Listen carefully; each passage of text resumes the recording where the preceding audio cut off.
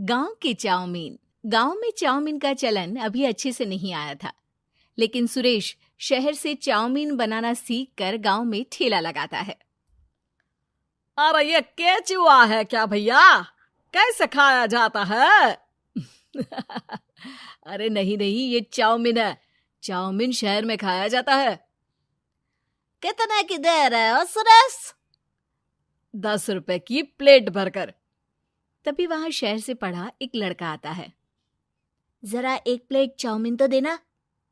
सुरेश उसे चाउमीन देता है। उसे चाउमीन खाता देख गांव वाले भी उससे चाउमीन ले लेते हैं और खाने लगते हैं। अरे वाह सुरेश भैया, कमाल की बनाए हो। 2 प्लेट मेरे बच्चों के लिए भी पैक कर दो। बस फिर क्या था, सुरेश का ठेला लगता है और चाउमीन खरीदने वालों की लाइन लग जाती है। तभी वहां से गांव का साहूकार होकर गुजरता है। और ये क्या भीड़ लगी है? लगता है झगड़ा हो गया है गांव में। चलूं मैं अभी तो मजे ले लूं। अरे कहाँ है, इतनी भीड़ लगी है यहाँ? लड़ाई हो गई है क्या? अरे साहूकार साहब, ना ना ना, कोई लड़ाई ना हुई है। ये तो सुरेश की दुकान है चाउमीन की। हम लोग चाउमीन खाने आए हैं, आप भी खाइए ना। साहूकार चाउमीन खाता है और सुरेश की तरफ देखता है, जो सारे दिन के पैसे गिन रहा होता है। अरे सुरेश, क्या लागत है इस काम की? अरे साहूकार जी, आप अब आए हैं तो ये पूरे 10,000 रुपए ले जाइए, जो पिछले साल शहर जाने से पहले आपसे लिए थे ना। लागत तो क्या कहे, जो आपने दिया था उसी में सीखा भी है और दुकान भी खोल ली। अरे पैसे इतने जल्दी क्या जरूरत थी? कैसे जरूरत नहीं थी साहूकार जी, इतना मोटा ब्याज कहाँ से भरते। साहूकार को अब सुरेश की दुकान को हड़पने की लालच आ जाती है। नाना करते ये सारे दिन में 500 रुपए कमा ही लेता है। अरे गांव में ये ऐसे ही कमाता रहा तो कहीं ब्याज का काम ना शुरू कर दे। अरे भैया, कोई ना कोई जुगाड़ तो करना पड़ेगा।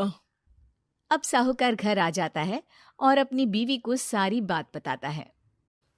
हाँ जी, ये तो मैंने भी सुना है कि सुरेश के हाथ की चाउमीन नहीं खाई तो कुछ नहीं खाया। अरे हाँ हाँ, सही ही कहते हैं। मैं अभी खा कर ही आ रहा हूँ।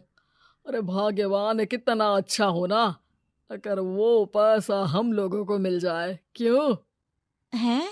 हाँ, वो तो है, लेकिन कैसे? हम लोगों को तो चाउमीन बनाना आता ही नहीं है। साहूकार और उसकी बीवी अब रोज चुपके से सुरेश के घर जाते हैं और खिड़की से उसे चाउमीन बनाते देखते। अब क्या था, दोनों को चाउमीन बनाना आ जाता है। फिर एक रोज, और सुरेंद्र, तुझे साहूकारनी ने बुलाया था। बोल रही थी कि बेटे के जन्मदिन में 10 किलो चाउमीन का ऑर्डर देना है। बना दोगे ना? अरे हाँ हाँ साहूकार जी, मैं जरूर बना दूंगा। कब देना है घर में 10 किलो चाउमीन? अरे वो तो तू घर आकर बता कर लेना, मैं नहीं बता पाऊंगा। ठीक है, शाम को काम निपटा कर आ जाता हूँ। सुरेश साहूकार के घर जाता है, लेकिन वहां मियाँ बीवी मिलकर उसे बंधक बना लेते हैं। अरे मुझे क्यों बांध रखा है? मुझे छोड़ दो।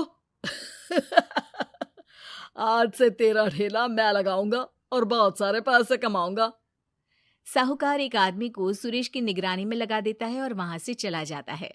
अगले दिन, अरे साहूकार जी, आप कब से चाउमीन बेचने लगे और अपना ये सुरेश कहाँ गया?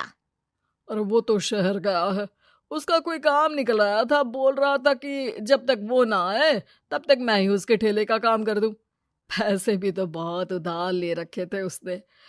लगता है कर्जा भरने के डर से भाग गया है। अरे पर वो तो बोल रहा था कि उसने सारा कर्जा उतार दिया है, और वो क्यों भागेगा? इतना तो कमा रहा था। अरे मुझे क्या पता। अरे चाउमीन खाना है तो बोलो, नहीं तो भागो यहाँ से। अरे हाँ हाँ, दे दो दे दो। अब तो चाउमीन खाना पूरे गांव के लोगों के लिए आदत ही बन गया है। ना खाओ तो नींद ना आए। हाँ हाँ, तो लो और निकालो 50 रुपए। 50 रुपए क्यों? सुरेंद्र तो 10 रुपए में देता था। अरे वो पागल था, मैं थोड़ी ना हूँ। गांव वाले, जिनको चाउमीन की लत लग गई थी, वो करते भी क्या? दे दो, और ये लो 50 रुपए। लेकिन फिर साहूकार उन लोगों को प्लेट में थोड़ी सी चाउमीन रख देता है। अरे ये क्या, पैसे 5 गुना ज्यादा और चाउमीन बस इतनी सी। अरे साहूकार साहब, भगवान से तो डरो। बस फिर क्या था, साहूकार की मन मर्जी चलने लग जाती है और गांव वाले करते भी क्या। एक रोज मुझे तो लगता है कि सुरेश को साहूकार ने मार डाला होगा, क्योंकि उसका काम इतना अच्छा चल रहा था, फिर वो क्यों जाता, और वो भी साहूकार के हवाले दुकान करके। ना बाबा ना। अगले रोज भाग्यवान, देखो तो जरा, इस सुरेश भी ना कितना पागल था। जिस काम से वो ज्यादा पैसे बना सकता था, उससे इतने कम पैसे छाप रहा था। 50 रुपए प्लेट में भी गांव वाले खूब खा रहे हैं चाउमीन। हाँ जी, और जितने में वो लोगों को 10 प्लेट खिलाता था भर भर कर हम लोग उतने में 20 प्लेट बना रहे हैं। क्यों जी? वहीं सुरेश रोज भगवान से मांगता कि बस एक बार वो किसी तरह वहां से निकलने में कामयाब हो जाए, लेकिन उसकी हर कोशिश नाकामयाब होती। फिर एक दिन, अरे भाग्यवान, ऐसा कुछ करो कि चाउमीन बनाने का खर्चा आधा हो जाए, जिससे हम लोगों को और मुनाफा हो। ना जी, मुझे तो कोई तरकीब ना सूझ रही। अरे सुनो, एक काम करते हैं, चाउमीन बनाने में जो सब्जी लगती है वो मंडी में लेने तुम देर रात चली जाना। तब तक वो सारी सड़ी गली सब्जी जो दुकानदार वहीं फेंक जाते हैं, वो उठा कर ले आना फ्री में। अरे वाह जी वाह, आप तो बहुत समझदार हैं जी। बीवी वैसा ही करती है, लेकिन अब लोग चाउमीन खाते तो मुंह बनाकर। फिर एक बार, अरे राम राम राम, ये पेट में दर्द काहे हो रहा है? आई, आई, आई, आई, आई। हाय रे हाय, मेरा भी पेट दर्द के मारे फटा जा रहा है। सभी को शक हो जाता है कि उन लोगों को चाउमीन खाने से ही ये बीमारी हो गई है। वहीं दूसरी तरफ जो आदमी सुरेश की निगरानी कर रहा था, वो सो रहा होता है और मौका देखकर सुरेश वहां से भाग जाता है। सुरेश गांव वालों के पास जाकर उन्हें सब कुछ बता देता है। बस अब क्या था, साहूकार के घर पुलिस पहुंच जाती है।